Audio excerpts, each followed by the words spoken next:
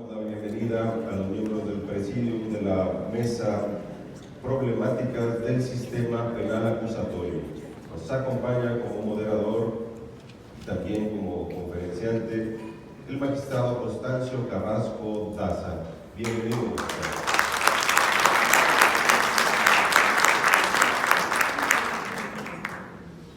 También está con nosotros el magistrado Froilán Muñoz Alvarado. Bienvenido.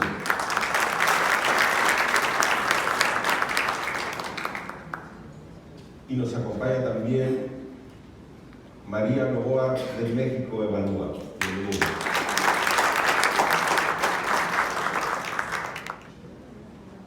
A continuación, le cedo el uso de la palabra para un mensaje inicial al magistrado Constancio Carrasco Daza. Pues muy buenas tardes a todas y a todos. De verdad me siento muy distinguido por varias razones. Solo expreso brevemente dos. En principio, el tino de la Asociación Nacional de Magistrados de Circuito y Jueces de Distrito de hacer una agenda tan importante de mesas de trabajo, de discusión, de los temas que hoy más interesan a la sociedad en la agenda de justicia. Es de veras, creo que la Asociación Nacional de Magistrados y Jueces del Distrito asumen la responsabilidad esencial de todos los juzgadores en un sistema democrático de rendir cuentas a la sociedad del desempeño judicial, del día a día de la judicatura, de los alcances del desempeño judicial. Y esto para mí es fundamental. Esencialmente compartir la mesa no solo desde la visión de la judicatura, sino con la experiencia de ciudadanas, de ciudadanos que desde la sociedad civil, esencialmente de la sociedad civil organizada, hacen un trabajo importantísimo día a día de evaluación del desempeño de los jueces y del sistema de justicia en general. Agradezco muchísimo esta invitación porque nos permite que la sociedad civil conozca los retos que tenemos en el quehacer jurisdiccional día a día y a nosotros conocer la visión de la sociedad civil sobre nuestro desempeño. Entonces, para mí es una oportunidad magnífica. Muchísimas gracias al magistrado Luis Vega por esta distinción. Solo permítanme hacer una precisión del objetivo que veo de esta mesa. Le contaba hace días a María Novoa, seré muy breve, en la oportunidad que tuvimos de escucharla en una sesión de trabajo muy importante con la unidad para la consolidación del sistema de justicia penal. No los entretendré, los venimos a escuchar a ellos. Déjenme ponerles el estado del debate que vamos a tener hoy. Tenía la oportunidad hace más de un mes de platicar con uno de los fiscales más importantes en la reforma chilena del año 2000 y tuve una plática con él desde la unidad a través de Skype, y el fiscal me decía algo que quiero que sea el punto de partida del debate que vamos a tener y la importancia del tema. El fiscal me decía: magistrado Carrasco, ¿cómo se llama la unidad? Y con esa ironía de los hombres inteligentes que advertí inmediatamente que tenía el fiscal y esa experiencia que tenía, me di cuenta que quería que yo cayera en la trampa de decirle unidad para la consolidación de la reforma penal. Pues, que estaba pretendiendo eso en un lapsus de oxígeno. Le dije que la unidad debía llamarse unidad para la pretendida y esmerada consolidación del sistema de justicia penal en México, y el fiscal me dijo: magistrado Carrasco, vamos a tener un buen diálogo usted y yo. Creo que vamos a platicar bien, y eso me alienta. Me dijo: si no, pues me quiero ir a hacer la cena. ¿Y por qué? Y con eso le dejo el uso de la palabra a la sociedad civil, nunca mejor representada que en la inteligencia de María Novoa. El fiscal me dijo algo que es muy trascendente. Como usted sabe, en Chile, el año que viene cumplimos 20 años de reforma penal que transformó nuestro sistema inquisitivo en un sistema adversarial penal genuino, naturalizado, me dijo, del common law. Me dijo, en 20 años que tenemos de sistema, con una demografía poblacional, económica, de justicia, de menos de una tercera parte de la demografía de ustedes, incluyendo por desgracia la demografía de su problemática de seguridad pública, a 20 años todavía tenemos muchos claroscuros que estamos revisando. Y dentro de esos claroscuros que estamos revisando, me señaló varios, muchos, me dijo, no entendimos con sensibilidad la importancia de la evaluación judicial, no solo como el derecho a la información de los ciudadanos en su vertiente de derecho social, para que a partir de hacer público el trabajo jurisdiccional, esencialmente las sentencias, se diera un diálogo donde la sociedad pudiera distinguir el trabajo de la judicatura. No lo hicimos. Consideramos que con la publicidad de la audiencia de juicio, de tribunal de enjuiciamiento, iba a ser suficiente. Y estamos muy lejos de esa expectativa y llevamos 20 años de enjuiciamiento oral acusatorio. El proceso de legitimación de la judicatura va a pasar en toda América Latina y coincido plenamente con él, por la capacidad que tenga la judicatura de transmitirle a la sociedad su trabajo, que la sociedad lo evalúe, porque eso lo que genera es profesionalismo, excelencia. Si no tienen la capacidad de que la sociedad distinga cada tramo que corresponde a cada operador jurídico, si no la tienen, estarán siendo corresponsables de la falta de aceptación del enjuiciamiento. Y creo que por eso es oportuno a 4 años aproximados de un trabajo pleno de la Judicatura Federal Adversarial, que se sigan haciendo estas mesas con esta sensibilidad que lo reconoce la asociación. Me disculpo por el preámbulo, todos queremos oír a Mariano Boa, quien es una en la perspectiva de la unidad, las personas con más conocimiento, profundidad y capacidad de generar políticas públicas en materia de evaluación judicial. Muchas gracias a todos.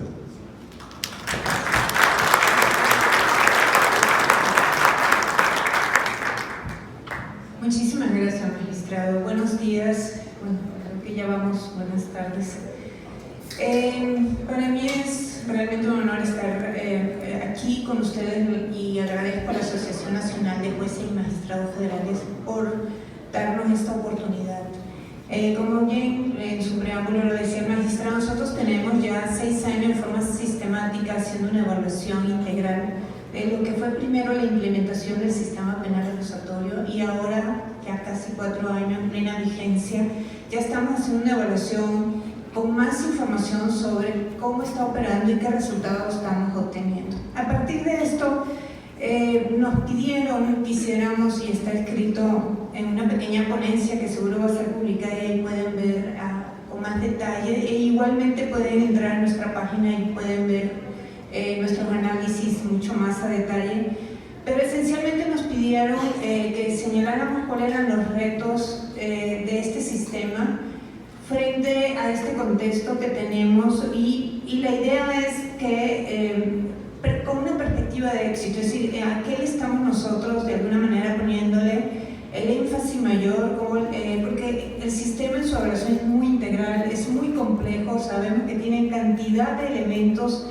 que si no lo vemos de forma sistémica, sistémica y solamente vemos una parte, nos perdemos completamente, ¿no? Entonces sí hay que hacer un análisis sistémico donde es casi imposible solamente hablar de la judicatura sin hablar de la procuración de justicia y hablar inclusive de la actuación de la policía y de otros roles y actores dentro de este sistema para que efectivamente funcione. Es decir, si uno de los eslabones falla, se cae el sistema. Y no vemos los resultados, y creo que esto es un poco lo que nos está pasando. Primero, de la etapa de implementación nos quedaron todavía grandes brechas para crear capacidades y condiciones y tener la simetría institucional en todos los componentes del sistema. Entonces, tenemos ahí una deuda, que la deuda no se ha cerrado en estos 4 años. Pensamos nosotros que hay parte de eso, que inclusive se ha abierto más la brecha.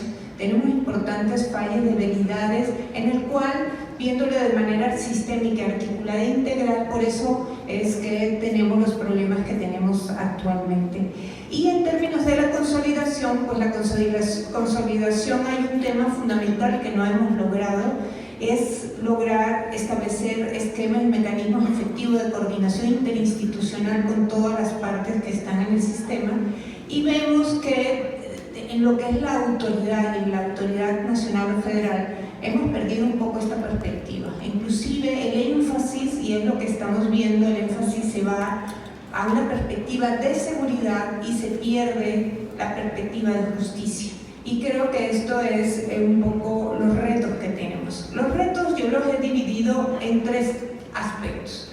Un primer reto, que son los retos contextuales, los segundos son los retos institucionales, y el tercero, cuáles son los retos operativos. Los voy a nombrar muy rápidamente frente a estos 2 últimos años y lo que han sido estos últimos meses. Creo que estos retos de alguna manera se han exacerbado un poco.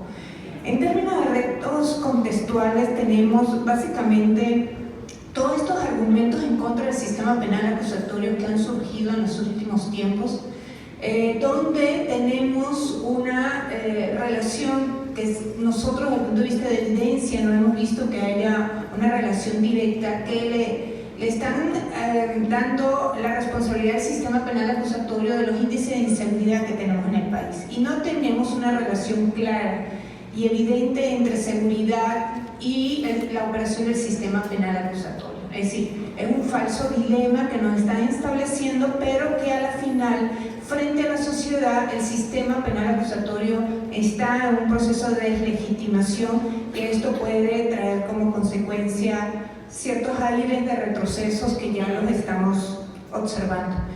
Igualmente, todas estas propuestas de modificación del sistema que ya tenemos de alguna manera en el aire y que el 21 de octubre ya se nos fueron como puntualizando, principalmente por el fiscal general, que serían, por ejemplo, un código penal único, donde a la final no son un código penal único, sino que vamos a tener aparte 32 códigos penales más el federal. Es decir, tenemos un problema ahí importante que creo que en vez de resolver se nos va a complejizar más el proceso. Igualmente nos están planteando una ley de justicia cívica nacional, donde se plantea hacer una despresurización del sistema en términos de cuáles conductas podrían no criminalizarse. Entonces, aquí son propuestas de modificación no solamente del sistema penal acusatorio, sino de propuestas de reforma del sistema de justicia en general, que creo que esto de alguna manera nos plantea retos importantes cuando todavía muchas de estas reformas estructurales que se han dado en las últimas décadas no se han logrado establecer en el país. El segundo es el reto institucional. Los retos institucionales esencialmente nosotros los vemos en términos de los cambios que inclusive ya se están realizando al marco normativo, y esto es todo lo que fue la decisión de ampliar el catálogo de delitos de la prisión preventiva oficiosa. Esto tuvo un impacto en términos de los estándares, que en vez de subir nuestros estándares institucionales los están bajando, y esto de alguna manera, y lo estamos viendo ya en los casos, es decir, establecieron en este catálogo el feminicidio, estamos viendo el tema que tenemos en decisiones que se han tomado, es decir, que no resuelve definitivamente ampliar este catálogo de delitos donde baja estándares institucionales en términos de lo que estamos buscando. Y otro elemento Novedoso que surgió este año de cambio es la creación de la Guardia Nacional. También es un elemento que nos distorsiona y nos plantea retos en términos de que en vez de irnos a otra vez en la lógica de la justicia, nos estamos viendo más en un tema de seguridad y donde estamos en un enfoque de una política criminal punitiva, es decir, nos estamos encarrilando mucho más profundamente en decisiones de este tipo que ponen otra vez en riesgo y en tensión lo que pretenderíamos a nivel institucional en términos de lo que es la operación ya de la justicia penal en México. Y en términos, para hacerlo muy rápidamente por los tiempos, tenemos ahí una parte importante que el tema de la ausencia a nivel de las instituciones de la evaluación. Es decir, no tenemos registros efectivos de todas las partes del sistema de cómo está funcionando y todos se plantean cambios y se plantean reformas al sistema sin tener evidencia que nos permita partir de una evaluación decir dónde podemos tener los ajustes necesarios. Entonces, esta ausencia pone mucho más en riesgo porque es más una percepción política que efectivamente elementos técnicos con registros y evaluación precisa de lo que está pasando en la operación del sistema. Y por último, los retos operativos. Los retos operativos nosotros los tenemos muy enfocados en este momento, como está el sistema después de casi 4 años de operación. La atención la tenemos a nivel de la Procuración de Justicia. Tenemos importantes debilidades a nivel de la Procuración de Justicia a nivel local y federal, donde no tenemos las capacidades de investigación criminal y prácticamente tenemos del 100% de lo que puede ingresar al sistema, prácticamente tenemos el 70% se está acumulando y tenemos el gran cuello de botella a nivel de la Procuración de Justicia. Entonces, las principales debilidades nosotros las vemos a nivel de operación en la Procuración de Justicia, donde al final es donde se nos está quedando los casos y no estamos teniendo realmente respuesta efectiva. Es más, tenemos inclusive, la gran mayoría se va a archivo temporal, tenemos un 60% de los casos en el archivo temporal, que sabemos que ahorita el archivo temporal se usa en la lógica de la reserva del anterior sistema y prácticamente ahí mueren los casos, ¿no? Entonces tenemos una impunidad institucional fuerte, que es parte de los elementos que están legitimando en sí el proceso. Ya para cerrar, yo quisiera decir que esencialmente tenemos que lograr tener una verdadera articulación entre seguridad y justicia. Creo que ahí estaría el planteamiento esencial, donde la parte de la Procuración de Justicia para nosotros es la prioridad en términos de cambio. Y en cuanto al Poder Judicial, y principalmente el Poder Judicial Federal, nuestra percepción es que a partir de las decisiones de la Judicatura es donde podemos realmente fortalecer la operación del sistema, y nosotros sí estamos en un proceso de ir evaluando la calidad de la operación a partir de las decisiones judiciales, porque es a partir de ahí donde podríamos estar estableciendo dónde tenemos los problemas, inclusive en relación a los principios del sistema penal acusatorio. Muchas gracias.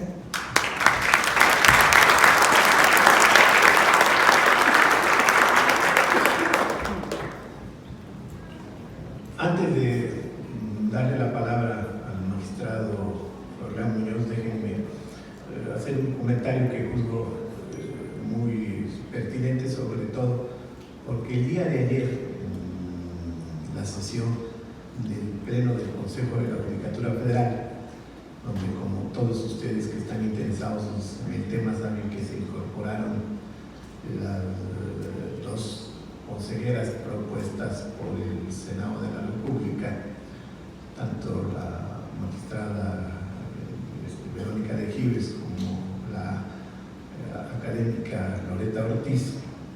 El Pleno aprobó ayer el buscador de sentencias especializadas en el enjuiciamiento penal acusatorio. Lo voy a decir en sus términos. Hasta este año no hemos tenido en el sistema sistema de justicia penal adversarial, en nuestro sistema de seguimiento de expedientes y estadístico, no teníamos posibilidades, la ciudadanía, de consultar las sentencias en sus versiones públicas del sistema adversarial penal.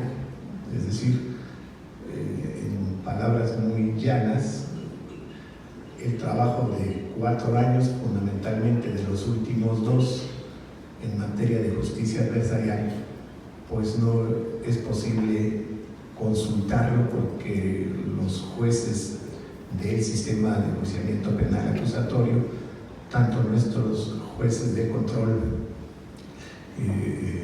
no hacen públicas sus sentencias. Déjeme hablar de la trascendencia del tema. El día de ayer hubo un coloquio donde participaron México Evalúa, donde, como todos ustedes saben, es esencial la labor que realiza Mariano Boa. En voz de Edna Jaimes participó México Evalúa y X Justicia para las Mujeres, que es otra organización con un peso específico muy importante y con un trabajo muy importante en la exigencia a las judicaturas, sin distinguir fueros, de que hagan público su trabajo jurisdiccional. Hablaban ayer de que solo habían encontrado una sentencia adversarial en los portales de acceso público a nuestro trabajo jurisdiccional. El Pleno aprobó ayer este buscador que están viendo, un buscador de muy fácil acceso, que a través de palabras clave, lo que ustedes entienden perfectamente que es un buscador, a través de rubros clave, de identificar el centro de justicia, estado, delito, vas a tener acceso. Nos dio el Pleno un término muy breve para que los jueces del sistema en versiones públicas empiecen a subir las sentencias. Mucho de este trabajo que la unidad y la Secretaría Ejecutiva de Pleno pusimos a consideración de las consejeras, de los consejeros y el señor presidente, tiene que ver con lo que la unidad evalúa a lo largo de este año desde la perspectiva de la sociedad civil, de las carencias que reconoce la sociedad civil organizada en el sistema de justicia adversarial, y el informe de hallazgos que evalúa el ejercicio del año pasado de México Evalúa, que está a cargo y lo coordina la maestra Mariano Boa, hacía mucho hincapié en que si no comunicamos nuestras sentencias para que haya un debate académico, litigantes, operadores jurídicos, poco podemos exigir legitimación ciudadana en el tema en el que es más deficitario el Estado mexicano, que es la seguridad pública, en la porción que a nosotros nos corresponde. Mucho con esa inspiración de México Evalúa, la unidad se dio a la tarea de proponer un buscador que hoy es una realidad y que nosotros vamos a coordinar por instrucciones del Pleno. Para mí es muy importante reconocer que ese es el trabajo desde la sociedad civil, que construye instituciones y que creo que será muy importante. Solo destaco, para darle uso de la voz al magistrado Froilán, que una de las grandes virtudes de las sentencias del enjuiciamiento oral acusatorio de frente al trabajo ordinario del Poder Judicial es que las sentencias, por la propia naturaleza del enjuiciamiento penal oral, son muy breves. Tenemos un promedio de menos de 20 hojas por cada resolución del adversarial oral penal acusatorio. Y esa brevedad, esa exigencia implícita de concisión, estamos muy convencidos en la unidad que va a poder solventar en el corto plazo el déficit que tenemos de informar a la sociedad sobre nuestro desempeño y que la sociedad lo valore. Era para mí muy importante decirlo, comentarlo con María Novoa, a quien debemos muchísimo de la formulación de estas políticas públicas, y lo digo con toda claridad a partir de este informe. Además, ya me hizo el favor de hacer una crítica muy constructiva al informe de la unidad que hemos rendido y que sin duda alguna son muy pertinentes y nos guiaremos. Dejo en uso de la palabra al magistrado Froilán Muñoz Alvarado, que como todos ustedes saben se desempeña en un tribunal colegiado en materia penal en Morelia, Michoacán. Es doctor en Derecho Penal y Política Criminal por nuestro Instituto Nacional de Ciencias Penales en el INACIPE y en Derecho Público por la Escuela Libre de Derecho en el Estado de Chiapas. Lo recibimos, por favor.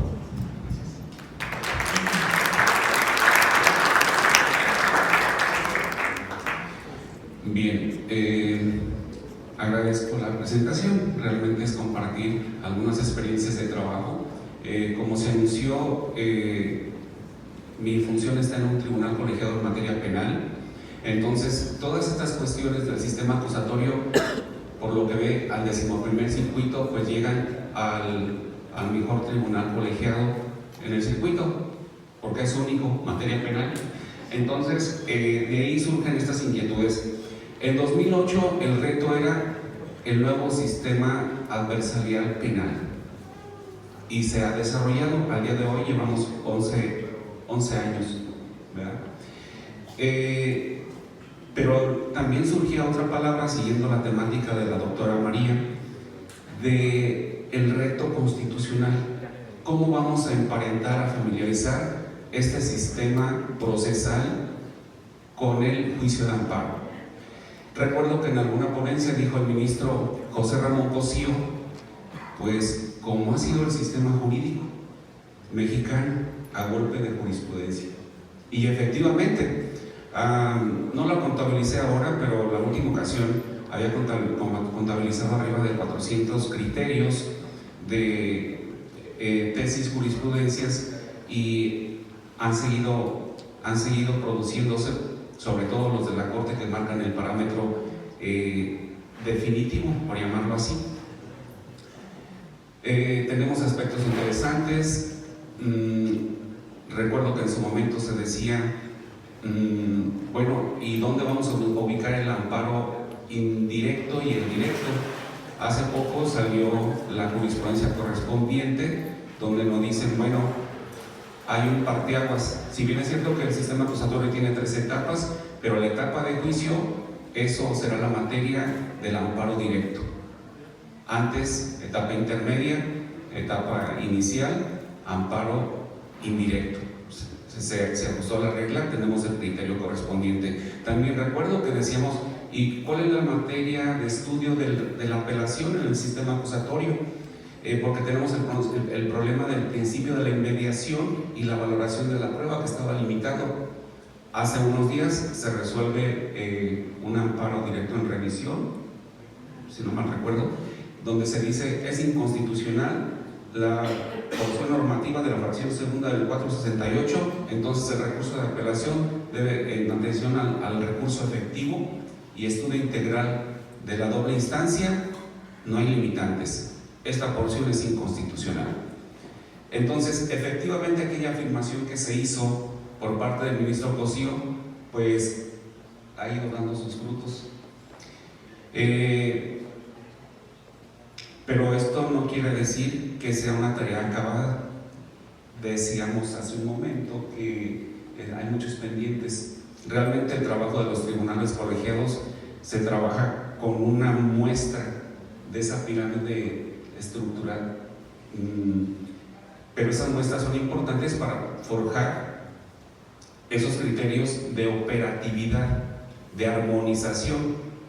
Entonces el tema que les quiero compartir es algo que se nos presentó en el colegiado respecto al fallo absolutorio de la primera instancia, que en apelación se convierte en condenatorio porque se encuentra responsabilidad, por supuesto, acreditación del delito y responsabilidad penal. y lo que determina la alzada es regresar el asunto para que la primera instancia se pronuncie por las etapas restantes de lo que consideramos la sentencia definitiva, que sería la individualización y la lectura de sentencia. Entonces queda una cuestión inacabada ahí en cuanto a esa resolución de alzada, pero las partes que dicen, bueno, yo venía, no fui absolutorio, ahora es condenatorio, tengo el amparo, y se presentó la demanda de amparo directo contra ese fallo ahora condenatorio. ¿Qué tratamiento le voy a dar? En un primer asunto fue toda una historia, porque recordemos que el amparo directo procede contra sentencias definitivas o resoluciones que ponen fin al juicio. Este fallo condenatorio ahora, que no tiene individualización, por supuesto tampoco una lectura de sentencia, es una resolución definitiva. En aquel momento se dijo que no, se declaró incompetente el tribunal y lo mandó al juzgado de distrito, se le dieron vueltas al asunto, finalmente nos llegó en revisión y se tomó una determinación correspondiente. No quiero abundar porque no es el punto, pero nos han seguido llegando estos asuntos, y si lo condimentamos de que el tribunal se ha reconstituido porque tenemos nuevos integrantes, otros lo reescribieron, ahí está el detalle. Con la nueva integración se dijo no creo que tengamos que declararnos incompetentes y mandar esos asuntos al juzgado de distrito para que se trate como una resolución de amparo indirecto.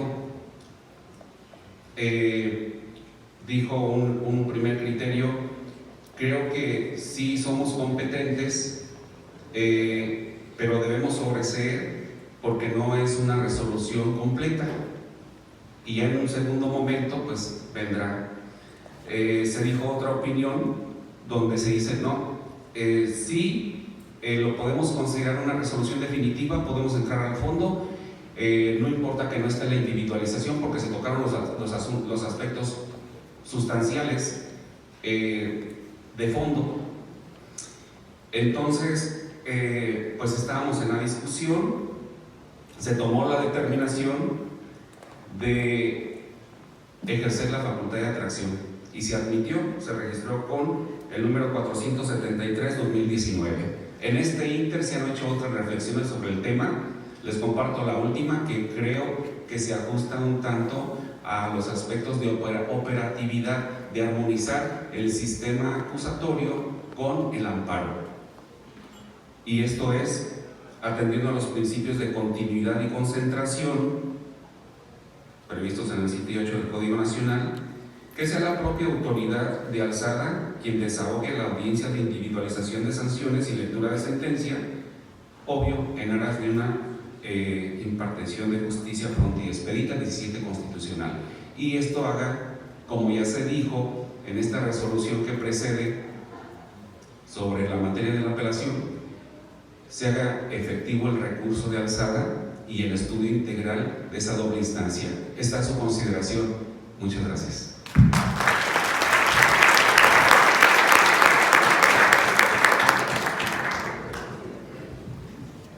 Muchísimas gracias, magistrado Fabián.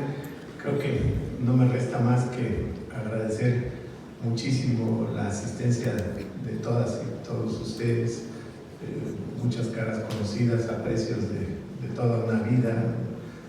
De veras, muchísimo, un gran honor estar acá, agradecerle nuevamente al magistrado Luis Vega y al magistrado Humberto Román Franco por esa extraordinaria gestión que han tenido en su desempeño en la Asociación Nacional de Magistrados y Jueces de Distrito. Solo me resta decir que soy testigo de momentos difíciles de la judicatura en un tramo muy importante de la gestión de la Asociación Nacional de Magistrados y Jueces de Distrito, y el contexto para la judicatura, los retos son mayúsculos en un país en el que debemos reconocer tantas asimetrías, y creo que el reto de la nueva directiva permanecerá Estoy convencido por los perfiles que será tomado este reto con la misma vocación que me consta y con la misma inteligencia y talento que en los momentos difíciles muestran de qué están hechas las jueces y los jueces. La sensibilidad de reconocernos como parte de un sistema que todavía tiene asignaturas pendientes de frente a la sociedad. Creo que estos tipo de eventos donde se privilegia el foro de discusión académico son la manera de resolverlos. Le comentaba en corto, con esto termino, a María Novoa, que si muchas de estas sentencias polémicas que tanto laceran a la sociedad, que las tenemos por desgracia en el día a día de la información que recibimos como sociedad a través de los medios, si muchas de estas resoluciones estuviera el deber, como está ya en la ley reconocido, de hacerlas públicas, desde el año 2016 el comité de la CEDAW nos hizo al Estado mexicano la recomendación expresa de cumplir con el artículo 14.1 del Pacto de Derechos Civiles y Políticos, de hacer públicas el trabajo jurisdiccional en las versiones de esta naturaleza, una exigencia. Pero el comité de la CEDAW al Estado mexicano le dirigió un punto específico al exigirle que las sentencias que involucran asuntos atinentes a perspectiva de género tenían que cumplirse de manera inmediata con su publicidad. Esto nos lo dijo el comité de la CEDAW en el año 2016 al Estado mexicano, del cual, por supuesto, la Judicatura es una protagonista. El artículo 2 de la Convención Americana de Derechos Humanos, yo a ustedes poco tengo que ilustrarlos, determina que los estados parte no pueden pretextar la falta de un acervo de infraestructura orgánica o de un asidero normativo para cumplir con la perspectiva de garantía de derechos humanos. Estas exigencias del 2016 nos vienen a la mente a todos los que estamos ocupados en estos temas de la publicidad de los fallos, pero esencialmente de esta recomendación de la CEDAW en materia penal y asuntos que involucren perspectiva de género. Creo que estos debates donde escuchamos a la sociedad civil, a la magistratura, que nos lo recuerda con tanta puntualidad, y otros temas a evaluar, y fundamentalmente de otros operadores jurídicos, porque esta respuesta tiene que ser integral, nos animan muchísimo que los pasos que da la asociación llevan el rumbo indicado. Muchas gracias.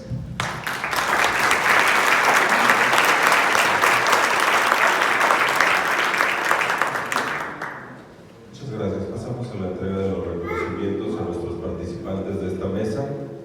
La Asociación Nacional de Magistrados de Circuito y Jueces de Distrito del Poder Judicial de la Federación otorga un respetuoso reconocimiento al señor magistrado Constancio Carrasco Daza por su brillante participación como moderador en el eje temático Problemáticas del Sistema Penal Acusatorio en el marco del Congreso Anual 2019, Retos y Perspectivas de la Justicia Federal Mexicana. Cuernavaca, Morelos, 29 de noviembre de 2019.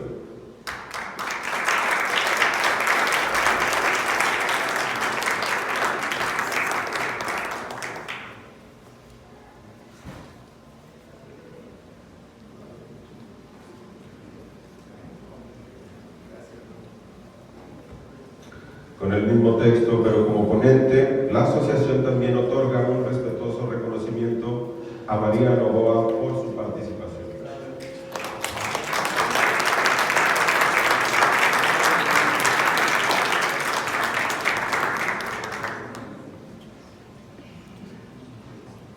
Igualmente, nuestra asociación otorga un respetuoso reconocimiento al señor magistrado Froilán Muñoz Alvarado por su brillante participación.